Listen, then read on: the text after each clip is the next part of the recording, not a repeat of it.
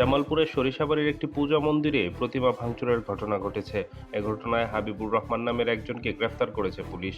রোববার গভীর রাতে উপজেলার পৌরসভার তারিয়াপাড়া এলাকায় এই ঘটনা ঘটে। অভিযুক্ত হাবিবুর রহমান পৌরসভার শিমলাপল্লী গ্রামের সোহরাব মিস্ত্রির ছেলে। পুলিশ ও মন্দির কমিটি জানায়, তারিয়াপাড়া মন্দিরে প্রতি বছরের মতো এবারও পূজা অনুষ্ঠিত হবে, এজন্য তৈরি করা হয় প্রতিমা।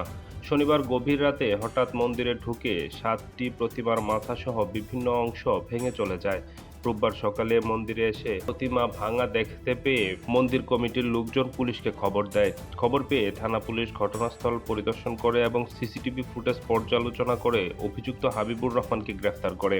পুলিশ দ্রুত আসে, এসে সিসিটিভি ক্যামেরা পর্যালোচনা করে শনাক্ত করে আমরা একজনকে ধৃত করে থানায় নিয়ে যাই এবং আমরা স্থানীয় যারা আছে তাদের সাথে আমরা কথা বলে মত বিনিময় করি এবং দুর্গাপূজার যে আবহাওয়াটা আছে, উৎসবের আবহাওয়াটা যেন থাকে সেটা নিশ্চয়তার জন্য আমরা স্থানীয় রাজনীতিবিদ যারা আছে তাদের সাথে আমরা কথা বলি এবং